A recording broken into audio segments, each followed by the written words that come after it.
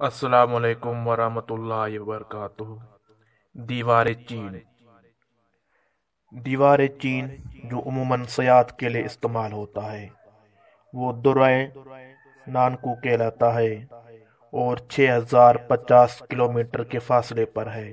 Beijing کے مضافات سے باہر نکلنے کے بعد یہ راستہ زیادہ تر چھوٹی چھوٹی پہاڑیوں سے گزرتا ہے۔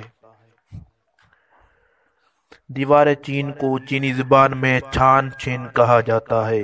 یہ دنیا کی قدیم ترین اور طویل ترین فصیل ہے۔ اس کی تعمیر کا آغاز عہد قبل مسیح میں ہوا تھا۔ اس وقت چین میں طوائف الملوکی کا دور تھا اور مختلف بادشاہوں نے چھوٹی چھوٹی ریاستیں قائم کر رکھی تھیں۔ ان کے درمیان جنگ و پیکار کا سلسلہ بھی جاری رہتا تھا۔ چنانچہ ریاست کے سربراہوں نے اپنے اپنے علاقے کو دشمنوں کے حملوں سے محفوظ رکھنے کے لیے یہ فصیلیں بنانے شروع کی۔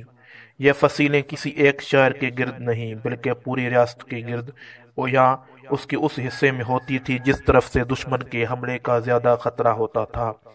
اسی طرح چین کے مختلف حصوں میں کئی فصیلیں قائم ہو گئی ہیں۔ 264 قبل مسیح میں چن شی ہوانگ نے ان تمام ریاستوں کا ایک اتحاد قائم کیا۔ اس وقت چونکہ پورا ملک ایک ہو گیا، اس لیے 228 قبل مسیح میں اس نے ان متفرق فصیلوں کو باہم ملا کر ایک طویل فصیل تعمیر کی، جس کی تکمیل میں سالہ سال لگے، لیکن مکمل ہونے کے بعد یہ 1500 میل لمبی فصیل بن گئی، جو درہ شان ہے سے درہ پیاؤ تک پھیلی ہوئی تھی۔ اب اس کے بہت سے حصے ٹوٹ پھوٹ گئے ہیں، بہت سے کھنڈر کی شکل میں باقی ہیں اور بہت سے سرے سے ختم ہو گئے ہیں، لیکن اب بھی یہ چین کے متعدد صوبوں سے ٹوٹتی پھوٹتی گزرتی ہوئی نظر آتی ہے۔ بعد میں چین کے منگ خاندان نے اس کی مرمت کی، بہت سی جگہوں پر اسے دوبارہ تعمیر کیا۔ درہ نانکو جہاں عموماً لوگ سیاحت کے لیے جاتے ہیں، پہنچنے سے کئی میل قبل ہی یہ دیوار پہاڑوں پر چڑھتی اترتی نظر آنے لگتی ہے، لیکن سیاحوں کے لیے یہ منظر کے لحاظ سے قابل دید جگہ درہ نانکو کی وہ وادی قرار دی گئی ہے جو ہر طرف سے پہاڑوں میں گھری ہوتی ہے، اور جہاں دیوار چین کے راستے میں یکے بعد دیگرے 5-6 پہاڑ آتے ہیں۔ یہ دیوار ہر پہاڑ پر چڑھتی پھر وہاں سے اترتی ہے اور پوری طرح محفوظ اور مستحکم ہے۔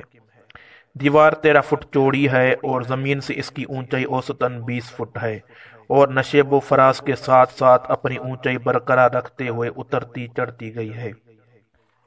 قلعوں کی فصیل کی طرح اس میں جا بجا برج اور مکی گاہیں بنی ہوئی ہیں، جو اس دور میں دفاعی چوکیوں اور دفاعی اطلاع رسانی کے مراکز کا کام کرتی تھیں۔ اس دیوار کا اصل مقصد شمال مغرب کی جانب سے منگولیوں اور بعض دوسرے قبائل کے حملوں کو روکنا تھا۔ اگر کسی برج کے محافظوں کو اپنی جانب سے دشمن کے حملے کا خطرہ ہوتا تو وہ یہاں آگ جلا کر دھواں پیدا کر دیتے۔ یہ دھواں دوسرے برج کے لوگوں کو نظر آتا تو وہ اپنے یہاں بھی دھواں سلگا کر اپنے سے اگلے چوکی کو خبردار کر دیتے تھے۔ رات کے وقت دھوئیں کا کام آگ سے لیا جاتا تھا۔